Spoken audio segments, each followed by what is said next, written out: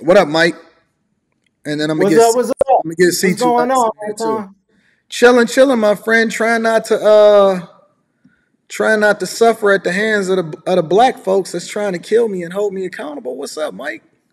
I hear you, baby. I hear you. Yeah, happy belated, man. You Thank you, know. my friend. What's your thoughts?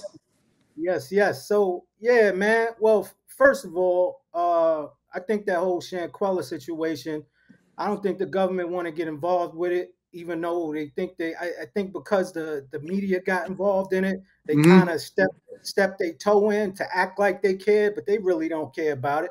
It's just like let's just see what happens. And then the end all be all whoever's handling all of that is just like that. We got more important things to deal with.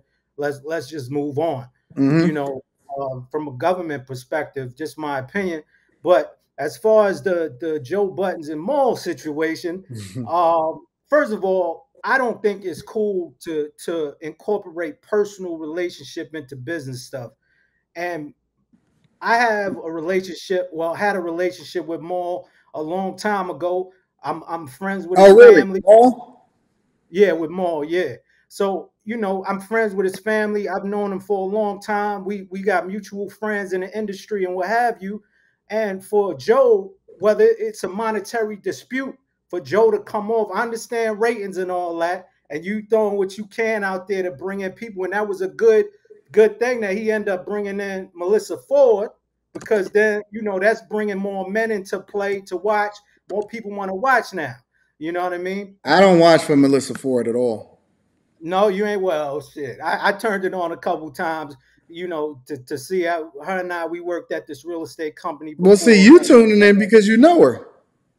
No, no, I know of her. I don't know her like we cool like that. Oh, okay. I got you. I got Yeah, you. let's make that clear. But personally, Joe Buttons has never been that important to me at all. I only tuned in to that show because my man Maul was on it.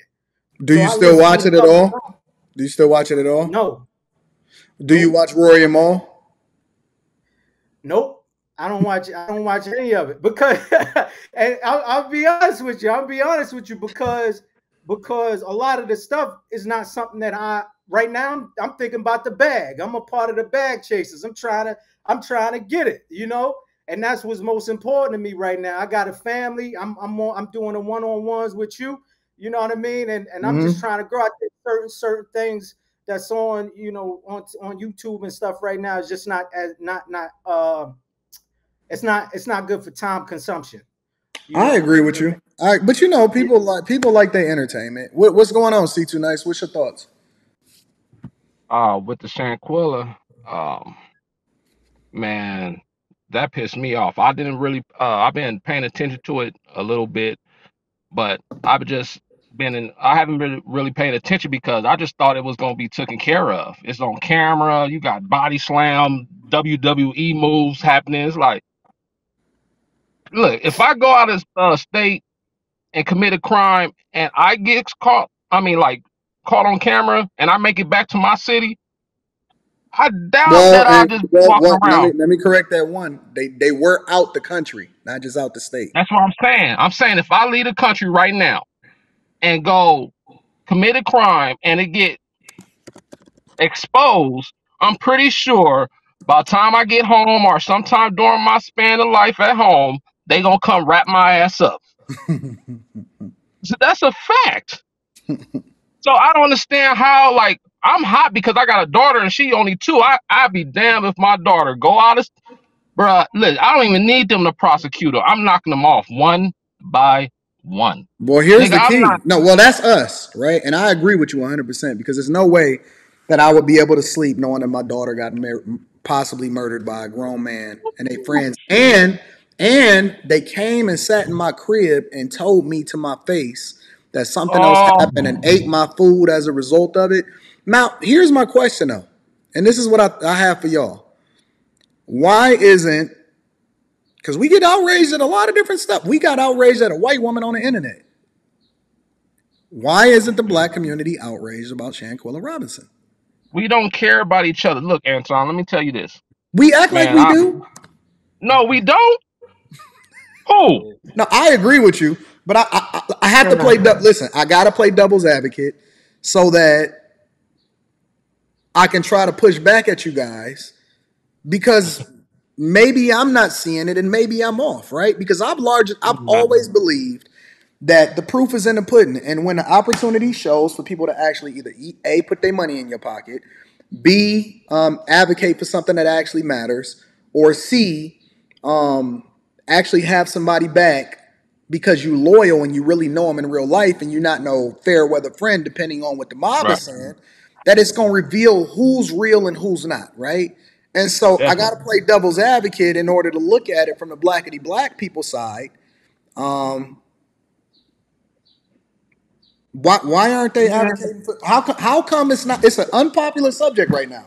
All of the news has died down and everything. How come people aren't still advocating for Shanquilla Robinson?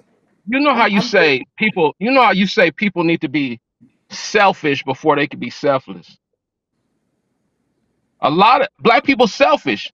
They selfish in their own bull. They doing dumb shit daily, not take care of their kids, not raising, not to looking after their mamas. They elders is losing their minds and dementia taking over our culture and our race, and they just so consumed and they fuck and they bull that they selfish in it. They cheating on their wives. They doing all this shit, and they just so consumed.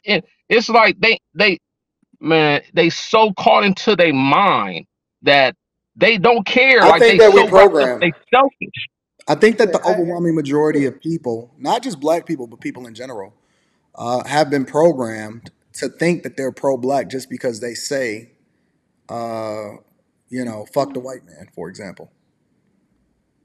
Right. I don't look at that. Listen, I don't even think that being pro-black, the term, is wrong, because being pro something don't mean that you're against somebody else. But what I Right. see from the actions and the narrative that's being communicated is that they do hate other people.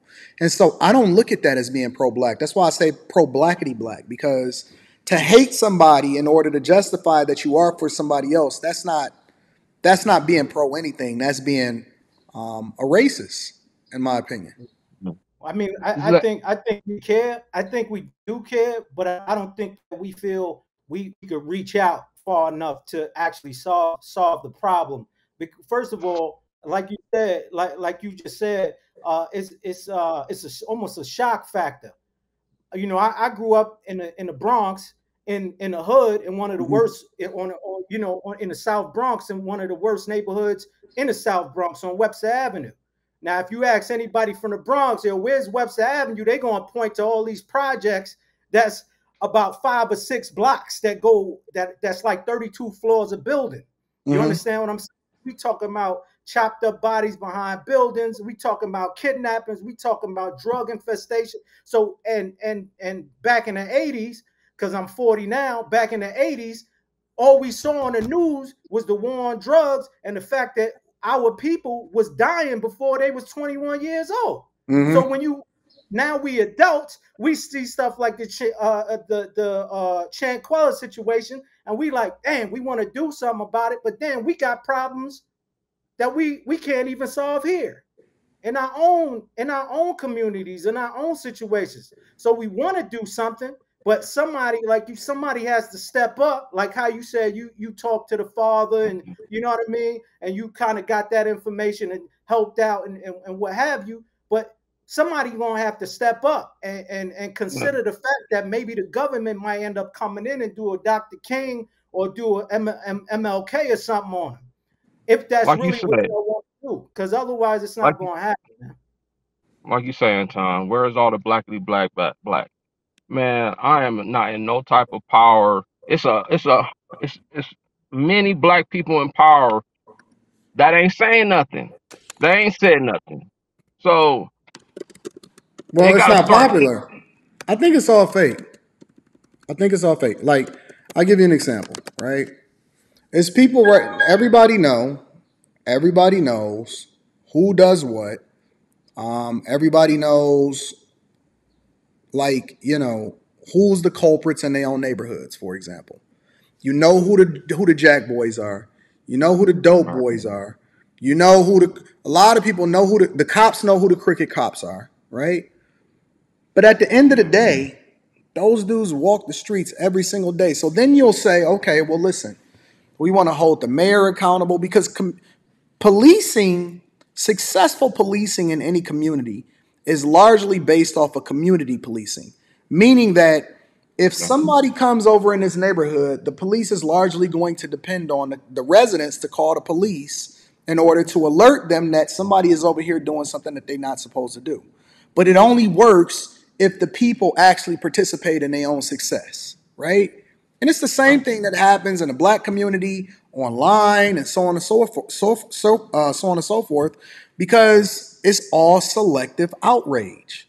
It's selective outrage. You cannot sit here and tell me that people actually want what's in the best interest of people that they say that they advocate for, but they do the complete opposite in what it is that they bring forth in a community as far as what it is that they actually living for, what they doing, who they really support and they love.